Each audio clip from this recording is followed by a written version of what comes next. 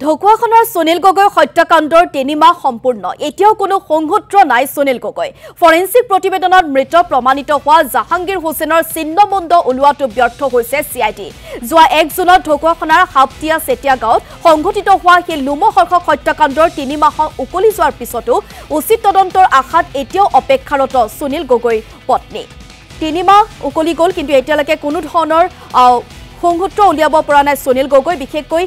যি জাহাংগীৰ হুছেইনৰ যে চিহ্নমুণ্ড সেই চিহ্নমুণ্ড বিচাৰি ওলোৱাটো এক প্ৰকাৰ ব্যৰ্থ হৈছে আৰক্ষী তথা সিআইডি এই মুহূৰ্তত কিছু আমি তথ্য জানিবলৈ চেষ্টা কৰিম আমাৰ সাংবাদিক বুবুল হাজৰিকা যেটো লাইভত আছে বুবুল আপোনাৰ ওচৰলৈ আহিছো প্ৰথমে আৰক্ষী তদন্ত প্ৰক্ৰিয়া তাৰ পিছত সিআইডিলৈ হস্তান্তৰ কিন্তু সিআইডিলৈ হস্তান্তৰ কৰাৰ পিছতো যেনে ধৰণৰ আশা কৰা হৈছিল যে কিবা সমাধান ওলাব বা কিবা ফল ওলাব এই সমগ্ৰ তদন্ত প্ৰক্ৰিয়া কিন্তু এতিয়ালৈকে কোনো ধৰণৰ সংসূত্ৰ নাই সুনীল গগৈ বা সেই জাহাংগীৰ হুছেইনৰ চিহ্নমুণ্ড ওলোৱাটো এক প্ৰকাৰ ব্যৰ্থ হৈছে গতিকে কেনে ধৰণে চলিছে তদন্ত প্ৰক্ৰিয়া বুবুল সক তদন্ত ক'বলৈ হলে জবি আজি তাৰিখত ক'ব লাগিব যে অসম চৰকাৰৰ গৃহ বিভাগ আৰু আৰক্ষী বিভাগ এই ঘটনাটোক লৈ সম্পূৰ্ণৰূপে তেওঁলোক ব্যৰ্থ হোৱা পৰিলক্ষিত হৈছে ২৭ দিন অসম আৰক্ষীয়ে লখিমপুৰ আৰক্ষীৰ যোগেদি এছপি নটৰাজন আছিল আৰু তেওঁৰ নেতৃত্বত এছআইটি গঠন কৰি ২৭ দিন তদন্ত প্ৰক্ৰিয়া আগবঢ়াই লৈ গৈছিল আৰু তাৰ পাছতেই সিআইডিলৈ এই গোটেই কেছটো হস্তান্তৰ কৰিছিল আৰু সিআইডিয়ে ২ মাহ দিন এই কেছটো তদন্ত অব্যাহত ৰখা পৰিলক্ষিত হৈছে আৰু ইতিমধ্যে আৰক্ষী সঞ্চালক প্ৰধানে কৈছে যে সুনীল গগৈ জীৱিত অৱস্থাত আছে কিন্তু এই যে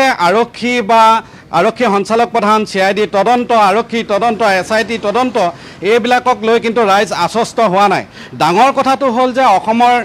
লখিমপুৰ ঠাই বা ঢকুৱাখানাৰ যিসকল সংবাদ মাধ্যম আছে তেওঁলোকেও কিন্তু অধিক আগ্ৰহেৰে স্থানীয় ৰাইজে যেনেধৰণে বাট চাই আছিল এই ঘটনাটো কেনেধৰণৰ কি হ'ব আৰক্ষীয়ে যিখিনি তদন্তৰ কথা কৈছিল সিআইডিৰ তদন্তৰ প্ৰসংগৰে যেনেধৰণে আশ্বস্ত কৰিব খুজিছিল তেনেধৰণে আশ্বস্ত হৈ থকা পৰিলক্ষিত হ'ল ৰাইজে বাট চাই আছিল যে সুনীল গগৈ সোঁহৰীয়া জীৱিত অৱস্থাত আহি আৰক্ষীয়ে উলিয়াই দিব কিন্তু কথাটো হ'ল আজি তাৰিখলৈকে পৰা নাই এক প্ৰকাৰে এইটো এটা ভেকু ভাওনা হ'ল নেকি জাহাংগীৰ হুছেইন নামৰ ধুবুৰী সেই মিয়া মিস্ত্ৰীজনক হত্যা কৰাৰ পাছত সুনীল গগৈ নিৰুদ্দেশ হৈ গ'ল বুলি ক'লে আৰু তাৰ পাছত সুনীল গগৈ ক'ত আছে আজিলৈকে আৰক্ষীয়ে উদ্ধাৰ কৰিব পৰা নাই ইয়াতকৈ আৰু চৰম ব্যৰ্থতা গৃহ বিভাগৰ নাথাকে আৰু সিআইডিকো দায়িত্ব দিয়া হৈছে সিআইডিয়ে কেৱল তদন্ত নামত তদন্ত সোধপোছৰ নামত সোধপোছ মাহটোত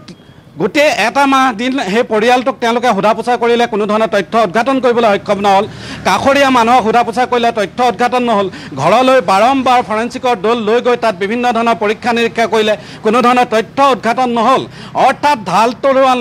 নোহোৱা নীতিৰাম চৰকাৰৰ ৰূপত অসম আৰক্ষী আৰু গৃহ বিভাগ অৱতীৰ্ণ হৈ এটা চাঞ্চল্যকৰ লোমহৰ্ষক হত্যাকাণ্ডৰ কোনো ধৰণৰ তেওঁলোকে ৱাদি ৰাইজক দিব পৰা নাই ৰাজ্যবাসীক অৱগত কৰিব পৰা নাই ইয়াতকৈ আৰু চৰম দুৰ্ভাগ্যৰ কথা একো থাকিব নোৱাৰে যি সময়ত বিভিন্ন ধৰণৰ কথা বাৰ্তা সম্প্ৰতি চৰ্চা লাভ কৰিছে সেই সময়ত কিন্তু ইছ্যু ডাইভাৰ্টৰ যোগেদি এই সুনীল গগৈ প্ৰসংগটো তল পেলাই থোৱা হৈছে আজি ৩ মাহ সম্পূৰ্ণ হৈছে পুনৰ ইয়াক আমি চৰ্চাৰ বিষয় হিচাপে আজি তাৰিখত লৈ আহিছোঁ এই মুহূৰ্তত মোৰ লগত লখিমপুৰ স্থানীয় সংগঠনৰ নেতৃত্ব আছে জানিবলৈ যত্ন কৰিছোঁ আৰক্ষীৰ ভেকু ভাওনা গৃহ বিভাগৰ ব্যৰ্থতা সিআইডিয়ে তদন্ত নামত ভেকু ভাওনা কৰিছে নেকি বা সুনীল গগৈ ঘটনাটো লৈ এইটো আচলতে অসম আৰক্ষীৰ বাবে অতি লজ্জাজনক কথা দেখা গৈছে যে অসম আৰক্ষী বৰ্তমান স্মাৰ্ট আৰক্ষী বুলি কোৱা যায় আৰু যিটো ঢকুৱাখানাৰ যিটো ঘটনা যিটো এক মানে লোকমুখৰ হত্যাকাণ্ড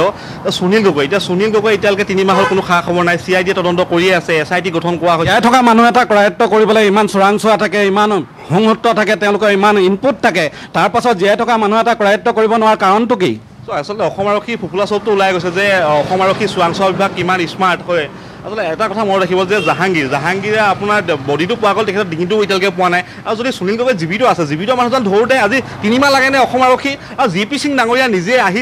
লোকেশ্যনত আহিছে তেখেতে তদন্তৰ দায়িত্ব লৈছে কিন্তু কি হ'ল আজি তাত কোনো খা খবৰ নাই অৰ্থাৎ চোৱা বৰ্তমান বিজেপি চৰকাৰৰ দিনতে এজন লিডাৰৰ ৩ মাহ দিন হ'লেও কোনো তেওঁ সুমুহূৰ্ত নাই এইটো এটা ষড়যন্ত্ৰ নেকি বাৰু ইয়াৰ আচলতে কি হৈছে আপোনাৰ পুথি খলিহনা ৰৌ বোৱালি কথা আছে ইয়াৰ আঁৰত যেন সুনীল গগৈ যেন এটা পুথি খলিহনাহে ইয়াত যেন বহুত ডাঙৰ এটা ৰৌ বোৱালি চক্ৰ লুকাই আছে যাৰ ফলত এই প্ৰক্ৰিয়াটো গাপ দিয়াৰ চেষ্টা কৰি থকা হৈছে কিন্তু আমি লখিমপুৰবাসী ৰাইজে চাওক লখিমপুৰ এনেকুৱা এটা লোকসমুখক ঘটনা ঘটিলে ইয়াৰ যদি দোষীয়ে শাস্তি নাপায় বা সুনীল গগৈ পুলিচে ধৰি পিনি ইয়াৰ উৰহী গছৰ উৰটো যদি নোলায় তেতিয়াহ'লে লখিমপুৰটো এনেকুৱা ঘটনা আকৌ দুনাই হৈ থাকিব আমি লখিমপুৰবাসী হিচাপে চৰম আমি লাজ পাইছোঁ আজি লজ্জাজনক অনুভৱ কৰিছোঁ অসম আৰক্ষীয়ে কি হয় এছআইটিয়ে কি কৰিলে CID কি ক'লে তদন্ত নামৰ তদন্ত কি হৈ আছে ইয়াৰ আমাক এটা মুখ্য ৰিজাল্ট লাগে হয়তো ইয়াৰ জুনমণি ৰাভাৰ দৰে হ'বগৈ নেকি ইয়াৰ ৰিজাল্ট ইয়াতো আমাৰ কিন্তু সন্দেহ আছে নিশ্চয়কৈ যদি আচলতে প্ৰসংগটো আজি তাৰিখত পুনৰ চৰ্চাৰ বিষয় হিচাপে আছে কাৰণ ঢকুৱাখানা ৰাইজ ভাবিবলৈ বাধ্য হৈছে কাৰণ জলজীৱনৰ কেলেংকাৰী পোহৰলৈ লৈ আহিছিল সুনীল গগৈয়ে জয়ন্ত গোস্বামীক গ্ৰেপ্তাৰ কৰাইছিল তেওঁ জেললৈ গৈছিল সুনীল গগৈ নোহোৱা হৈ গ'ল তাৰ পাছত জয়ন্ত গোস্বামী জেলৰ পৰা ওলাই গুচি আহিল সেই এটা বিয়াগুম কেলেংকাৰী আজি তাৰিখত কিন্তু কোনো ধৰণৰ সেই কেলেংকাৰীটো গাপ দিয়া পৰিলক্ষিত হ'ল তাৰ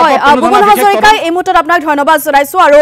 সমগ্ৰ ঘটনা বা সমগ্ৰ তদন্ত প্ৰক্ৰিয়াটো এক ভেকু ভাওনা নেকি সাধাৰণ ৰাইজৰ মনত আচলতে প্ৰশ্ন উত্থাপিত হৈছে কাৰণ 3 মাহ উকলি যোৱাৰ পিছতো কোনো ধৰণৰ সংসূত্ৰ উলিয়াবলৈ সক্ষম হোৱা নাই সুনীল গগৈ যদিও বা আৰক্ষী সঞ্চালক প্ৰধানগৰাকীয়ে এটা কথা উল্লেখ কৰিছিল বা আৰক্ষী তৰফৰ পৰা উল্লেখ কৰা হৈছিল যে সুনীল গগৈ জীয়াই আছে জীৱিত অৱস্থাতে আছে কিন্তু এতিয়ালৈকে সুনীল গগৈ কোনো ধৰণৰ সংসূত্ৰ উলিওৱা নাই CID যদিও বা তদন্ত প্ৰক্ৰিয়া আগবঢ়াইছে কিন্তু ইয়াৰ পৰা কোনো ধৰণৰ সুফল লাভ কৰা নাই পৰিয়ালবৰ্গ তথা স্থানীয় ৰাইজে যাৰ পিছতে যথেষ্ট প্ৰশ্ন উদ্বেগ ঘটিছে এই সমগ্ৰ তদন্ত প্ৰক্ৰিয়াটোক লৈ